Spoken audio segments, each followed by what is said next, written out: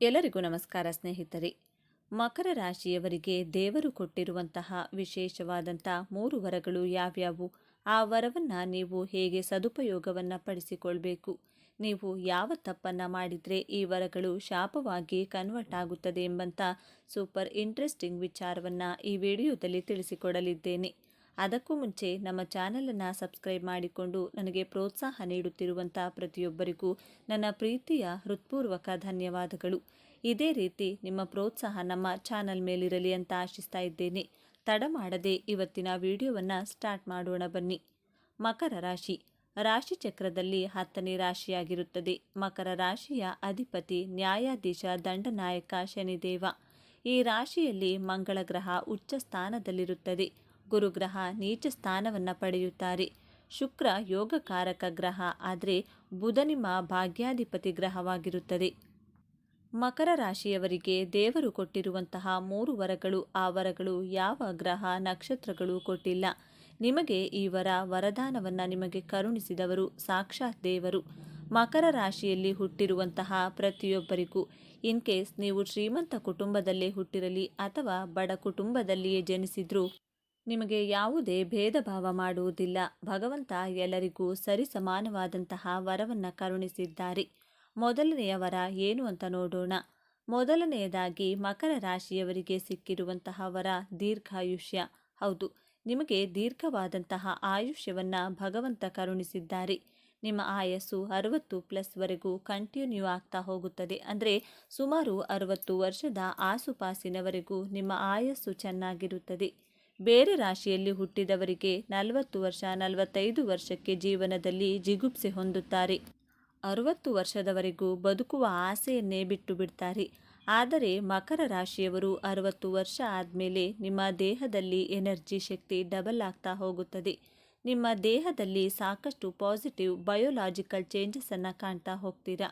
ಇದರಿಂದಾಗಿ ನಿಮ್ಮ ಆಯಸ್ಸು ಆರೋಗ್ಯ ತುಂಬ ಚೆನ್ನಾಗಿರುತ್ತದೆ. ನಿಮಗೆ ವಯಸ್ಸಾದ ಮೇಲೆ ಹೆಚ್ಚಿನ ಸಕ್ಸಸ್, ಯಶಸ್ಸು ಎಲ್ಲವೂ ಸಿಗುತ್ತದೆ ನಿಮಗೆ. ಹಾಗೆ ನೀವು ಎಲ್ಲರಿಗೂ, ಅಂದರೆ ನಿಮ್ಮ ಕುಟುಂಬದವರಿಗೆ, ನಿಮ್ಮ ಸ್ನೇಹಿತರಿಗೆ, ನಿಮ್ಮ ಮಕ್ಕಳಿಗೆ ನೀವು ಒಳ್ಳೆಯ ದುಡ್ಡನ್ನು ದುಡಿದು ಕೊಡ್ತೀರಾ. ಆಸ್ತಿಯನ್ನು ಸಂಪಾದನೆ ಮಾಡಿ ಅವರಿಗೆ ಕೊಡುವುದರಿಂದ ನಿಮ್ಮ ಮನಸ್ಸು ಬಹಳ ಸಂತೃಪ್ತ ಭಾವನೆಯಿಂದ ಕೂಡಿರುತ್ತದೆ ಹಾಗೂ ಪ್ರಫುಲ್ಲವಾಗಿರುತ್ತದೆ. ತುಂಬ ಸ್ಯಾಟಿಸ್ಫೈ ಫೀಲ್ ನಿಮ್ಮಲ್ಲಿ ಕಾಣಬಹುದು. ಆ ಸಂತೃಪ್ತ ಭಾವನೆಯಿಂದ ನಿಮ್ಮ ಆಯಸ್ಸು ಮತ್ತು ಆರೋಗ್ಯದಲ್ಲಿ ವೃದ್ಧಿಯನ್ನು ಕಾಣ್ತಾ ಹೋಗ್ತೀರಾ. ರಾಹು ಹಾಗೂ ಕೇತು ನಿಮ್ಮ ಜೀವನದಲ್ಲಿ ಹೆಚ್ಚಿನ ತೊಂದರೆಗಳನ್ನು ಕೊಡುವುದಿಲ್ಲ. ಯಾಕಂದರೆ ರಾಹು ಗ್ರಹವು ಶನಿದೇವನ ಆದೇಶವನ್ನು ಪಾಲಿಸಬೇಕಾಗುತ್ತದೆ. ಮಂಗಳ ಗ್ರಹ ನಿಮ್ಮ ಕೇತು ಗ್ರಹವನ್ನು ಕಂಟ್ರೋಲ್ ಮಾಡುವುದರಿಂದ ನಿಮಗೆ ರಾಹುಕೇತುಗಳು ಹೆಚ್ಚಿನ ಸಮಸ್ಯೆ ಕೊಡುವುದಿಲ್ಲ. ಯಾಕಂದರೆ ರಾಹು ಗ್ರಹವನ್ನು ಶನಿದೇವ ಕಂಟ್ರೋಲ್ ಮಾಡ್ತಾನೆ. ಸಾಕ್ಷಾತ್ ಶನಿದೇವ ನಿಮ್ಮ ರಾಶಿಯ ಅಧಿಪತಿಯಾಗಿರುವುದರಿಂದ ರಾಹು ಗ್ರಹದಿಂದ ಅಷ್ಟೊಂದು ಸಮಸ್ಯೆಗಳು ನಿಮಗೆ ಉಂಟಾಗುವುದಿಲ್ಲ. ಮಂಗಳ ಗ್ರಹ ನಿಮ್ಮ ರಾಶಿಯಲ್ಲಿ ಉಚ್ಚ ಸ್ಥಾನದಲ್ಲಿರುತ್ತಾನೆ. ನಿಮಗೆ ಸಿಕ್ಕಿರುವಂತಹ ಈ ವರವನ್ನು ಒಳ್ಳೆ ರೀತಿಯಲ್ಲಿ ಸದುಪಯೋಗವನ್ನು ಪಡಿಸಿಕೊಳ್ಳಬೇಕಾಗುತ್ತದೆ. ನೀವು ಅದನ್ನು ಬಿಟ್ಟು ಮಿಸ್ಯೂಸ್ ಮಾಡಿಕೊಳ್ಬಾರ್ದು. ಅಂದರೆ ನನಗೆ ದೀರ್ಘಾಯುಷ್ಯ ಇದೆ ಅಂತ ಸೋಮಾರಿತನವನ್ನು ತೋರಿಸಬಾರದು. ಸೋಮಾರಿತನವನ್ನು ಬಿಟ್ಟು, ಆಲಸ್ಯವನ್ನು ಬಿಟ್ಟು ಕೆಲಸವನ್ನು ಮಾಡುವುದರಿಂದ ನಿಮ್ಮ ಆರೋಗ್ಯದಲ್ಲಿ ವೃದ್ಧಿಯನ್ನು ಕಾಣಬಹುದು. ನಿಮಗೆ ಯಾವುದೇ ರೀತಿಯ ಆರೋಗ್ಯ ಸಮಸ್ಯೆಗಳು ಬಂದರೂ ಸುಲಭವಾಗಿ ಟ್ರೀಟ್ಮೆಂಟ್ ಸಿಗ್ತಾ ಹೋಗುತ್ತದೆ. ಆ ಟ್ರೀಟ್ಮೆಂಟಿಂದ ಆ ಅನಾರೋಗ್ಯದಲ್ಲಿ ವೃದ್ಧಿಯನ್ನು ಕಾಣ್ತಾ ಹೋಗ್ತೀರಾ. ನಿಮಗೆ ಸಿಕ್ಕಿರುವ ಈ ವರದಿಂದ ಸುಮ್ಮನೆ ಕೂತುಕೊಳ್ಳುವ ಹಾಗಿಲ್ಲ. ಹಾರ್ಡ್ ವರ್ಕ್ ಮಾಡಬೇಕು. ತುಂಬ ಆ್ಯಕ್ಟಿವ್ ಆಗಿರಿ. ಆರೋಗ್ಯ ಮತ್ತು ಆಯುಷ್ಯವನ್ನು ತುಂಬ ಚೆನ್ನಾಗಿರುತ್ತದೆ. ಎರಡನೆಯ ವರ ಏನು ಅಂತ ನೋಡೋಣ. ನಿಮಗೆ ಸಿಕ್ಕಿರುವಂತಹ ಎರಡನೆಯ ವರ, ನೀವು ಯಾರ ಮುಂದೇನೂ ತಲೆ ತಗ್ಗಿಸಲ್ಲ. ನೀವು ಬಹಳ ಶಕ್ತಿವಂತರಾಗಿರುತ್ತೀರಾ. ನೀವು ಹುಟ್ಟಿನಿಂದಲೇ ಶಕ್ತಿವಂತರಾಗಿರ್ತೀರಾ. ನಿಮ್ಮ ಯೋಗಕಾರಕ ಗುರು ಶುಕ್ರ ಗ್ರಹ. ಶುಕ್ರ ಗ್ರಹ ನಿಮ್ಮ ಯೋಗಕಾರಕ ಗ್ರಹವಾದ್ದರಿಂದ ನೀವು ಬಹಳ ವಿನಮ್ರವಾಗಿರುತ್ತೀರಾ. ತುಂಬ ಪೋಲೈಟ್ ಆಗಿರ್ತೀರಾ. ತುಂಬ ಶಾಂತ ಸ್ವಭಾವದವರಾಗಿರ್ತೀರಾ. ಆ ರೀತಿ ನಿಮ್ಮ ಮುಖಭಾವನೆ ಇರುತ್ತದೆ. ಅದೇ ರೀತಿ ಬಿಹೇವ್ ಸಹ ಮಾಡ್ತಾ ಇರ್ತೀರಾ. ಆದರೆ ಯಾರಾದರೂ ನಿಮ್ಮ ಮುಂದೆ ಅವರ ಶಕ್ತಿಯನ್ನು ಪ್ರದರ್ಶನ ಮಾಡಿದಾಗ, ನಿಮ್ಮನ್ನು ಅವಮಾನ ಮಾಡಿದರೆ, ಆಗ ನಿಮ್ಮಲ್ಲಿ ಇರುವಂತಹ ಶಕ್ತಿ, ಆ ತಾಕತ್ತು, ಆ ಎನರ್ಜಿ ಎಲ್ಲವೂ ಆ್ಯಕ್ಟಿವೇಟ್ ಆಗ್ತಾ ಹೋಗುತ್ತೆ. ನಿಮಗೆ ಯಾರಾದರೂ ಹೆದರಿಸಿದರೆ, ನಾನೇ ಗ್ರೇಟ್ ಅಂತ ಜಂಬ ಕೊಚ್ಚಿಕೊಂಡು ನಿಮ್ಮ ಮುಂದೆ ಪ್ರದರ್ಶನವನ್ನು ಮಾಡಿದರೆ, ಮಕರ ರಾಶಿಯವರ ಮನಸ್ಸು ಹಾಗೂ ಅವರ ತಾಕತ್ತು, ಎನರ್ಜಿ ಎಲ್ಲವನ್ನೂ ಹೊರಗಡೆ ಪ್ರದರ್ಶನವನ್ನ ಮಾಡ್ತಾರೆ. ಅವರು ಹೆದರಿಸುತ್ತಾರೆ. ನನಗೆ ಆ ಮಂತ್ರಿ ಗೊತ್ತು, ಈ ಸರ್ ಗೊತ್ತು ಅಂತ ನಿಮಗೆ ಹಾಗೆ ಮಾಡ್ತೀನಿ, ಹೀಗೆ ಮಾಡ್ತೀನಿ ಅಂತ ಭಯಪಡಿಸ್ತಾರೆ. ಇನ್ನೊಂದು 3 ಗಂಟೆ ನಂತರ ನಿನ್ನಲ್ಲ ಬಿಡಲ್ಲ ಅಂತಲೂ ಹೆದರಿಸ್ತಾರೆ. ಆದರೆ ಮಕರ ರಾಶಿಯವರು ಆ ದಂಕಿಗೆಲ್ಲ ಹೆದರದೆ 3 ಗಂಟೆ ಯಾಕೆ, ನಿಮಗೆ ಧೈರ್ಯ ಇದ್ದರೆ 3 ನಿಮಿಷ ಟೈಮ್ ಕೊಡ್ತೀನಿ, ಏನು ಮಾಡ್ತೀಯಾ ಮಾಡು ಅನ್ನುವಂತಹ ಶಕ್ತಿ, ತಾಕತ್ತು ಪ್ರದರ್ಶನವನ್ನು ಮಾಡ್ತಾರೆ. ನೀವು ಯಾರಿಗೂ ಹೆದರಿಕೊಳ್ಳುವುದಿಲ್ಲ. ನೀವು ನಿಮ್ಮನ್ನು ನೋಡಿದರೆ ಬಹಳ ಶಾಂತ ಸ್ವಭಾವ ಅನಿಸುವ ರೀತಿ ಇರ್ತೀರಾ. ಬಟ್ ನಿಮ್ಮನ್ನು ಕೆರಳಿ ನಿಮ್ಮನ್ನು ಹೆದರಾಕೊಂಡ್ರೆ ಅವರನ್ನು ನೀವು ಬಿಡುವವರೇ ಅಲ್ಲ. ಇಷ್ಟು ಶಕ್ತಿವಂತರು, ಇಷ್ಟು ಧೈರ್ಯವಂತರು, ಇಷ್ಟು ಬಲಶಾಲಿಗಳಾಗಿರ್ತೀರಾ. ನೀವು ಈ ನಿಮ್ಮ ಶಕ್ತಿಯನ್ನು ನಿಮ್ಮ ರಕ್ಷಣೆಗೋಸ್ಕರ ಮಾತ್ರ ಸದುಪಯೋಗವನ್ನು ಪಡಿಸಿಕೊಳ್ಳಬೇಕು. ಅದನ್ನು ಬಿಟ್ಟು ಬೇರೆಯವರ ಮುಂದೆ ನಿಮ್ಮ ಬಲ ಪ್ರದರ್ಶನವನ್ನು ಮಾಡಿದರೆ ನಿಮಗೆ ಸಿಕ್ಕಿರುವಂತಹ ಈ ಶಕ್ತಿ, ಎನರ್ಜಿ, ಇವರ ವಿಫಲವಾಗುತ್ತದೆ, ನಿಷ್ಪ್ರಯೋಜಕವಾಗುತ್ತದೆ. ಇನ್ನು ಮಕರ ರಾಶಿಯವರಿಗೆ ಸಿಕ್ಕಿರುವಂತಹ 3ನೇ ವರ ಏನು ಅಂದರೆ, ಎಲ್ಲ ಜಗಳಗಳಲ್ಲಿಯೂ ಸೋಲ್ತಾ ಹೋಗ್ತೀರಾ. ಆದರೆ ಜೀವನವೆಂಬ ಯುದ್ಧದಲ್ಲಿ ಗೆಲ್ಲುವಂತಹ ವರವನ್ನು ಪಡೆದು ಹುಟ್ಟಿರ್ತೀರಾ ನೀವು. ಇದು ವೆರಿ ಇಂಪಾರ್ಟೆಂಟ್ ವಿಷಯ.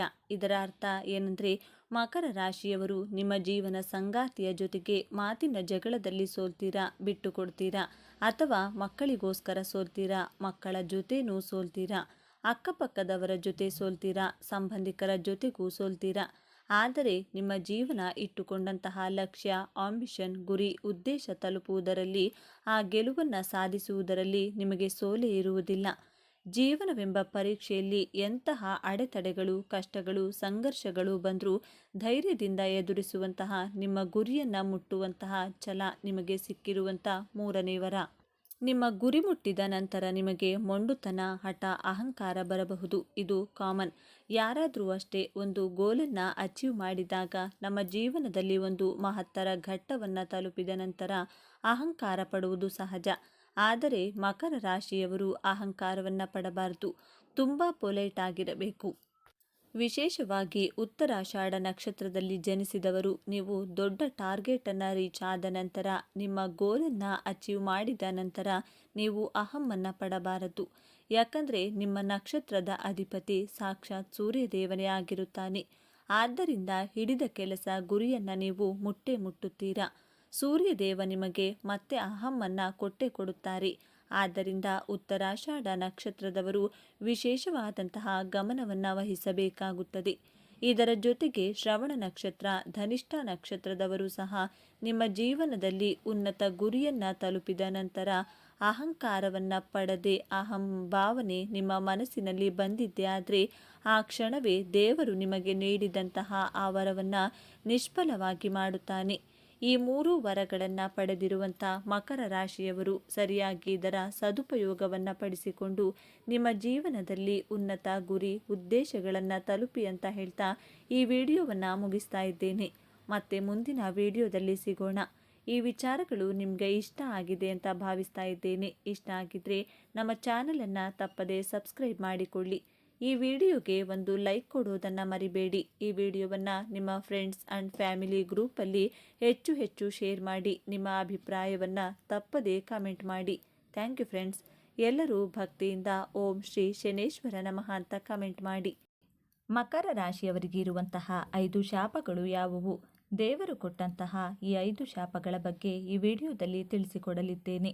ಈ 5 ಶಾಪಗಳನ್ನು ದೇವರು ಕೊಟ್ಟಿದ್ದಾರೆ. ಆದರೆ ಈ ಶಾಪವನ್ನು ನೀವು ವರವಾಗಿ ಕನ್ವರ್ಟ್ ಮಾಡಿಕೊಳ್ಳಿ.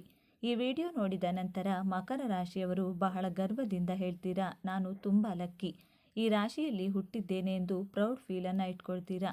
ಯಾರೆಲ್ಲ ನನ್ನ ಚಾನಲನ್ನು ಇನ್ನೂ ಸಬ್ಸ್ಕ್ರೈಬ್ ಮಾಡಿಕೊಂಡಿಲ್ಲ, ಈಗಲೇ ಸಬ್ಸ್ಕ್ರೈಬ್ ಮಾಡಿಕೊಂಡು ನನಗೆ ಸಪೋರ್ಟ್ ಮಾಡುತ್ತಿರುವಂಥ ಪ್ರತಿಯೊಬ್ಬರಿಗೂ ನನ್ನ ಪ್ರೀತಿಯ ತುಂಬು ಹೃದಯದ ಧನ್ಯವಾದಗಳು. ಮಕರ ರಾಶಿ ರಾಶಿಚಕ್ರದಲ್ಲಿ 10ನೇ ರಾಶಿಯಾಗಿದೆ. ಈ ರಾಶಿಯವರು ಯಾವಾಗಲೂ ಬೇಜಾರು ಮಾಡಿಕೊಳ್ತಾನೆ ಇರ್ತಾರೆ.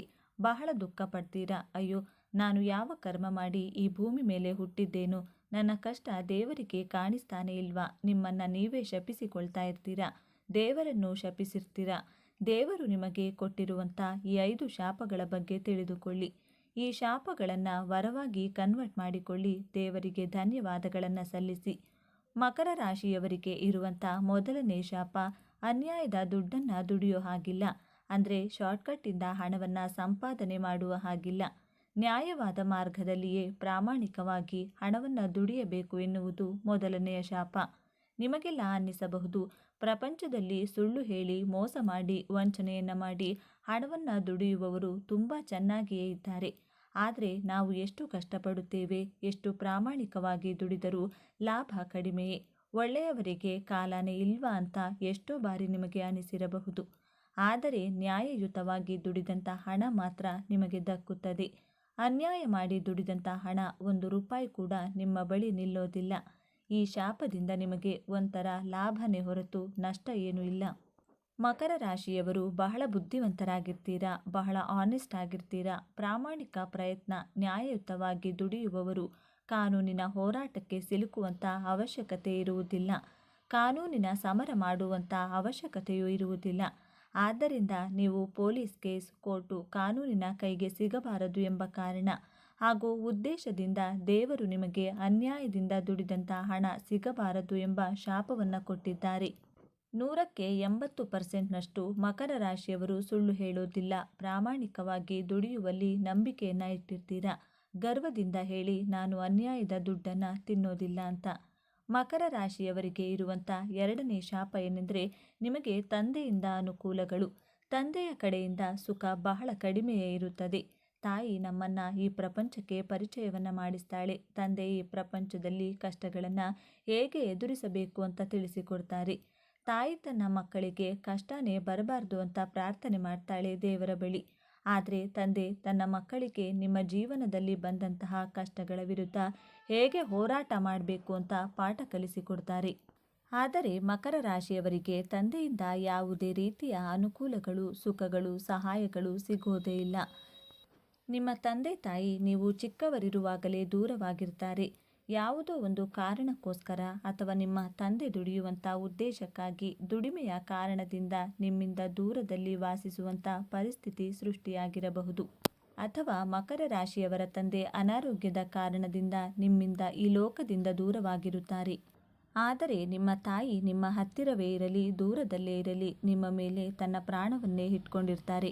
ಬಹುಶಃ ನಿಮಗೆ ನಿಮ್ಮ ತಂದೆಯ ಸುಖ ಕಡಿಮೆ ಇರುವ ಕಾರಣದಿಂದ ನೀವು ನಿಮ್ಮ ತಾಯಿಯನ್ನು ನಿಮ್ಮ ಪ್ರಾಣಕ್ಕಿಂತ ಹೆಚ್ಚಾಗಿ ಪ್ರೀತಿಸ್ತೀರಾ. ಗರ್ವದಿಂದ ಹೇಳ್ತೀರಾ, ನನ್ನ ಬಳಿ ನನ್ನ ತಾಯಿಯ ಆಶೀರ್ವಾದವಿದೆ, ತಾಯಿಯ ಪ್ರೀತಿ ಯಾವಾಗಲೂ ನನ್ನ ಮೇಲೆ ಇದ್ದೇ ಇರುತ್ತದೆ ಅಂತ ಗರ್ವದಿಂದ ಪ್ರೌಡ್ ಫೀಲ್ ಇಟ್ಕೊಂಡಿರ್ತೀರಾ. ಬೇರೆ ರಾಶಿಯವರು ತಂದೆ ದುಡಿದಂಥ ಆಸ್ತಿ ಹಣದಿಂದ ತನ್ನ ಲೈಫನ್ನು ಎಂಜಾಯ್ ಮಾಡ್ತಾರೆ. ಆದರೆ ಮಕರ ರಾಶಿಯವರು ತನ್ನ ಸ್ವಸಾಮರ್ಥ್ಯದಿಂದ, ತಮ್ಮ ಬುದ್ಧಿ ಬಲದಿಂದ ದುಡಿದು ಜೀವನದಲ್ಲಿ ಮುಂದೆ ಬರ್ತೀರಾ. ನಿಮಗೆ ಹೆಣ್ಣು ಕೊಟ್ಟ ಮಾವನಿಂದಲೂ ಯಾವುದೇ ರೀತಿಯ ಅನುಕೂಲಗಳು, ಸುಖಗಳು ಇರುವುದಿಲ್ಲ. ಮಕರ ರಾಶಿಯವರಿಗೆ ಇರುವಂತಹ 3ನೇ ಶಾಪ, ನೀವು ನೆಮ್ಮದಿಯಾಗಿ ಆರಾಮವಾಗಿ ಜೀವನ ಮಾಡಲು ಸಾಧ್ಯವೇ ಇಲ್ಲ. ಈ ಭೂಮಿ ಮೇಲೆ ಮಕರ ರಾಶಿಯವರಿಗೆ ಕೂತ್ಕೊಂಡು ಆರಾಮವಾಗಿ ತಿನ್ನುವಂಥ ಜೀವನದ ಸುಖಗಳನ್ನು ಅನುಭವಿಸುವಂತಹ ಯೋಗವಿಲ್ಲ. ಇದು ನಿಮಗೆ ಸಿಕ್ಕಿರುವಂಥ 3ನೇ ಶಾಪ. ಮಕರ ರಾಶಿಯವರು ಒಂದು ದಿನ, ಒಂದು ಕ್ಷಣವನ್ನು ವೇಸ್ಟ್ ಮಾಡದೆ ಯಾವಾಗಲೂ ಹಾರ್ಡ್ ವರ್ಕ್ ಮಾಡ್ತಾನೆ ಇರ್ತಾರೆ.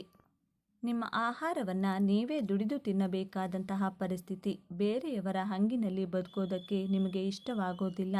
ನಿಮಗೆ ದೇವರು ಎಷ್ಟೇ ಬಡತನ ಕೊಟ್ಟಿರಲಿ, ಸಿರಿತನ ಕೊಟ್ಟಿರಲಿ, ಯಾರ ಬಳಿಯೂ 1 ರೂಪಾಯಿಗೂ ಕೈ ಚಾಚುವುದಿಲ್ಲ. ನೀವು ಬಹಳ ಸ್ವಾಭಿಮಾನದಿಂದ ಕಷ್ಟಪಟ್ಟು ದುಡಿದು ನಿಮ್ಮ ಜೀವನವನ್ನು ಸ್ವತಂತ್ರವಾಗಿ ಜೀವಿಸಲು ಇಷ್ಟಪಡ್ತೀರಾ.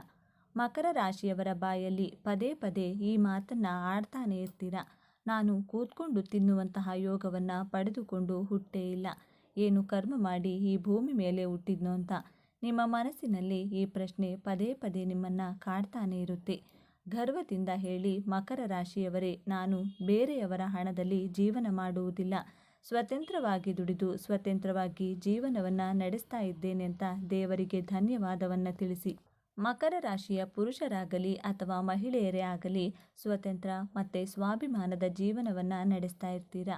ಮಕರ ರಾಶಿಯವರಿಗೆ ಇರುವಂತಹ 4ನೇ ಶಾಪ, ನೀವು ಎಲ್ಲರಿಗೂ ಸಹಾಯವನ್ನು ಮಾಡ್ತಾ ಇರ್ತೀರಾ. ಆದರೆ ನಿಮಗೆ ಯಾರೂ ಸಹಾಯ ಮಾಡುವುದಕ್ಕೆ ಮುಂದೆ ಬರುವುದಿಲ್ಲ.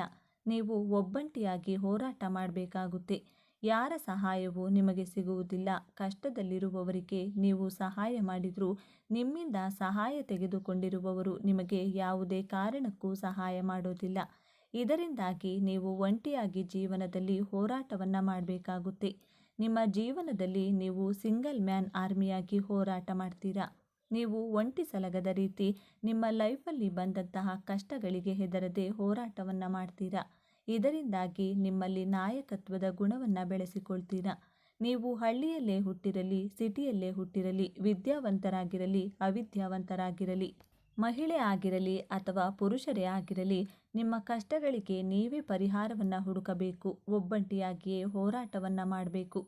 ಮಕರ ರಾಶಿಯವರಿಗೆ ಇರುವಂಥ 5ನೇ ಶಾಪ, ನಿಮಗೆ ಜೀವನದಲ್ಲಿ ಸುಖವೇ ಇಲ್ಲ. ನನಗೆ ಯಾವಾಗ ಸುಖ ನೆಮ್ಮದಿ ಸಿಗೋದು ಮೇಡಮ್ ಅಂತ ಎಷ್ಟೊಂದು ಜನ ಕಮೆಂಟ್ ಬಾಕ್ಸ್ನಲ್ಲಿ ಕೇಳ್ತಾ ಇರ್ತೀರಾ. ನಿಮಗೆ ನೀವು ಅಂದುಕೊಂಡಾಗ ನಿಮ್ಮ ಮನಸ್ಸಿಗೆ ಇಷ್ಟಪಟ್ಟಂತಹ ಆಹಾರನೇ ಆಗಲಿ, ಒಂದು ಒಳ್ಳೆಯ ನೀವು ಇಷ್ಟಪಟ್ಟಂಥ ಬಟ್ಟೆಯನ್ನು ಧರಿಸೋಕೆ ಆಗ್ತಾ ಇರಲ್ಲ. ಸಮಯಕ್ಕೆ ಸರಿಯಾಗಿ ಸಿಗೋದಿಲ್ಲ. ಅದು ನೀವು ಇಷ್ಟಪಟ್ಟ ವಸ್ತು ನಿಮಗೆ ಸಿಗೋದಿಲ್ಲ. ನೀವು ಇಷ್ಟಪಟ್ಟಂತಹ ವ್ಯಕ್ತಿಗಳು ಕೂಡ ನಿಮ್ಮಿಂದ ದೂರ ಆಗಿಬಿಡ್ತಾರೆ. ಮಕರ ರಾಶಿಯವರಿಗೆ ನಿಜವಾದ ಸುಖ ಸಿಗೋದು ತುಂಬ ಕಡಿಮೆ. ನಿಮಗೆ ಗೊತ್ತಿದೆ, ಕಷ್ಟದಲ್ಲಿ ಇರುವವರಿಗೆ ನೀವು ಸಹಾಯವನ್ನು ಮಾಡಿ ಅವರ ಸಂತೋಷದಲ್ಲಿ ನಿಮ್ಮ ಸುಖವನ್ನು ಹುಡುಕ್ತಾ ಇರ್ತೀರಾ. ಬಡವರಿಗೆ, ಕಷ್ಟದಲ್ಲಿರುವವರಿಗೆ ಸಹಾಯವನ್ನು ಮಾಡಿ ಅವರ ಸುಖದಲ್ಲಿ ನಿಮ್ಮ ಸುಖವನ್ನು ಕಂಡುಕೊಳ್ತಾ ಇರ್ತೀರಾ.